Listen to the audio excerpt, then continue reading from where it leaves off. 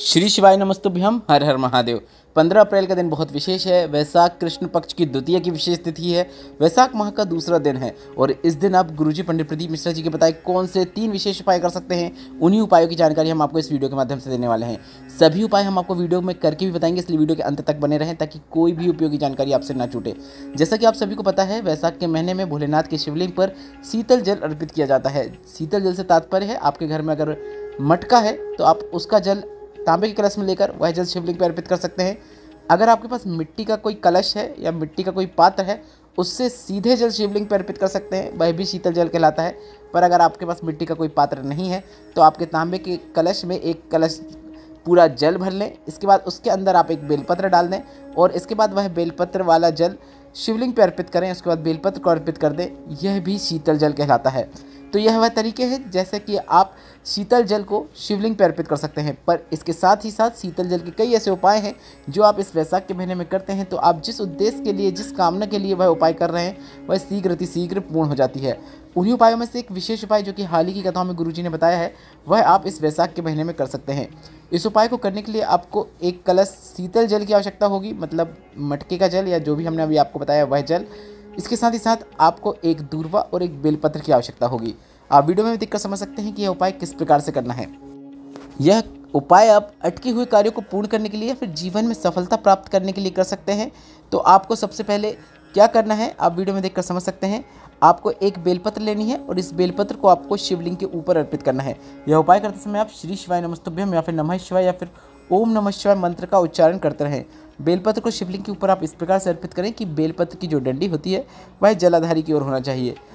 बेलपत्र आप पूर्ण लें, कटी फटी बेलपत्र का उपयोग ना करें। उपाय करते समय हमेशा ही साफ सुथरी, भले ही छोटी बेलपत्र हो, उसका उपयोग करें। इसके बाद आपको एक दूर्वा लेनी है और दूर्वा को भी आपको शिवलिंग के ऊपर अर्पित कर देना है। दूर्वा को भी इस प्रकार से अर्पित करें कि दूर्वा की जो डंडी होती है वह जलाधारी की ओर होना चाहिए, माता अशोक सुंदरी की दिशा की ओर होना चाहिए। आप वीडियो में देखकर समझ सकते हैं कि यह उपाय आपको किस प्रकार से करना है। इसके बाद एक कलश शीतल जल जो आपने अपने घर से लाया है उसे शिवलिंग पर अर्पित करना है। पर जल आपको शिवलिंग पर सिर्फ 3 स्थानों पर अर्पित करना है। किस प्रकार से करना है आप वीडियो में देखकर समझ सकते हैं। सबसे पहले शिवलिंग का जो माता पार्वती का हस्तकमल होता है, उसमें आप जहां बैठे होते हैं वहां से आपको सीधे हाथ की ओर शिवलिंग पर जल अर्पित करना है। आप वीडियो में देखकर समझ सकते हैं कि जल आपको कैसे और कहां पर अर्पित करना है।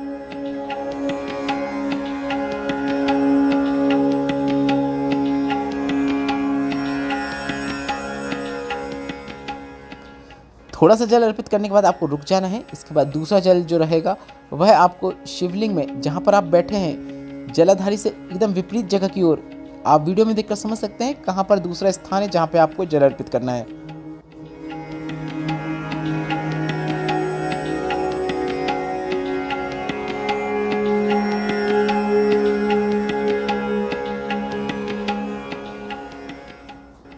इसके बाद तीसरा जो अंतिम स्थान है वह भी माता पार्वती के हस्तकमल का ही है, पर कहां पर करना है आप वीडियो में देखकर समझ सकते हैं। सिर्फ आपको इन 3 स्थानों पर जल अर्पित करना है। गुरुजी ने कहा, जिस उद्देश्य को मन में रखते हुए, जिस कार्य में सफलता प्राप्ति के लिए आप यह उपाय करके उस कार्य के लिए निकलते हैं, वह कार्य निश्चित पूर्ण होता है। आपको सफलता निश्चित देखने को मिलती है, अटके हुए कार्य पूर्ण होते हैं।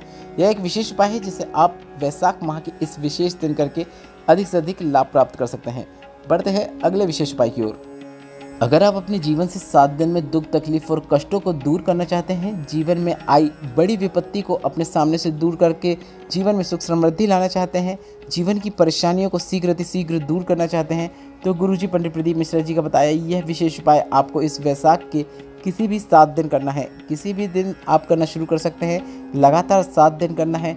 जीवन में आई परेशानी 7 दिन के अंदर दूर हो जाती है। गुरुजी पंडित प्रदीप मिश्रा जी का बताया यह एक विशेष उपाय है जिसे आपको द्विजेश्वर महादेव का नाम लेते हुए करना है।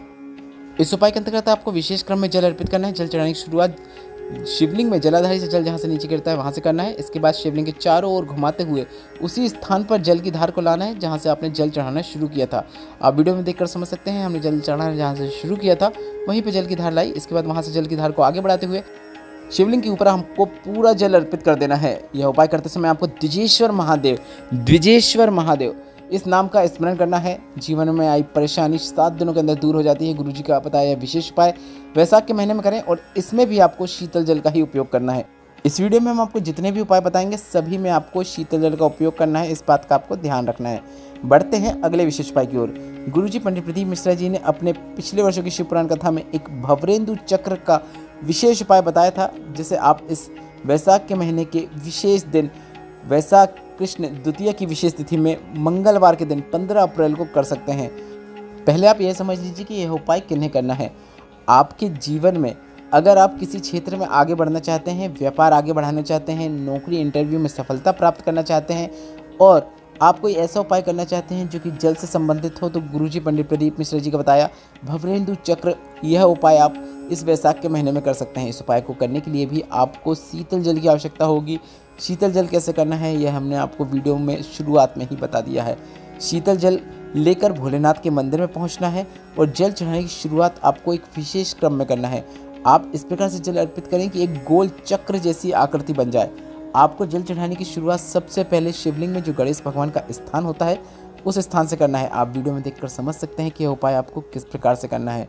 गणेश भगवान के स्थान से जल चढ़ाना शुरू करना है। उसके बाद माता सुख सुंदरी के स्थान से होता हुआ जल शरण कार्तिकेय भगवान के स्थान तक पहुंचेगा। इसके बाद शिवलिंग हमारा बड़ा है इसलिए हम रुक रुक के बना रहे हैं, आप एक बार में गोल चक्र बना सकते हैं। इसके बाद माता पार्वती का हस्तकमल से जल की धार को घुमाते हुए वापस जल की धार को आपको गणेश भगवान के स्थान पर लाना है। आप देख सकते हैं गोल आकृति बन गई। यही है भवरेंदु चक्र उपाय। आपको यह उपाय करते समय भवरेंदु चक्र का स्मरण करना है, श्री शिवाय नमस्तुभ्यम मंत्र का स्मरण करना है। जब वापस उस स्थान पर आ जाएंगे इसके बाद माता अशोक सुंदरी के स्थान से जल की धार को आगे बढ़ाते हुए शिवलिंग के ऊपर पूरा जल आपको अर्पित कर देना है। इस बात का ध्यान रखें कि यह उपाय आपको विशेष नाम भवरेंदु चक्र और श्री शिवाय नमस्तुभ्यम नमः शिवाय ओम नमः शिवाय बोलते हुए करना है। और यह उपाय आपको अपने जीवन में उन्नति प्राप्त करने के लिए, किसी भी क्षेत्र में सफलता प्राप्त करने के लिए करना है। जीवन में आने वाली परेशानियां दूर होती हैं और आपको जिस क्षेत्र में आप प्रयत्न करते हैं उसमें सफलता निश्चित देखने को मिलती है। यह विशेष उपाय आप इस वैशाख के महीने में कभी भी किसी भी दिन कर सकते हैं और 15 अप्रैल वैशाख कृष्ण द्वितीया की विशेष तिथि में करके अधिक से अधिक लाभ जरूर प्राप्त कीजिएगा। अगर अभी तक आपने हमारा व्हाट्सएप चैनल ज्वाइन नहीं किया है तो व्हाट्सएप चैनल की लिंक हमने कमेंट बॉक्स में पिन कर दी है। हम आपको बता दें व्हाट्सएप चैनल पे हम रोजाना की तिथियों की जानकारी देते हैं। सूर्य उदय ताकि आपको ब्रह्म मुहूर्त की जानकारी हो सके, सूर्य अस्त ताकि आपको प्रदोष काल के समय की जानकारी हो सके, कौन सा व्रत है, किस समय व्रत की तिथि शुरू हो रही है, व्रत कब करना है, व्रत का पारण कब करना है, सभी जानकारी आपको व्हाट्सएप चैनल के माध्यम से प्राप्त हो जाती है जो कि बिल्कुल फ्री है। तो कमेंट बॉक्स में दी गई लिंक पर टच करके आप हमें व्हाट्सएप में ज़रूर फॉलो करें, वहाँ भी अपनी सेवा का एक अवसर हमें अवश्य प्रदान करें। वीडियो थोड़ा सा भी उपयोगी लगा हो तो वीडियो को लाइक करके कमेंट बॉक्स में श्री शिवाय नमस्तुभ्यम या फिर हर हर महादेव अवश्य टाइप करें। श्री शिवाय नमस्तुभ्यम, हर हर महादेव।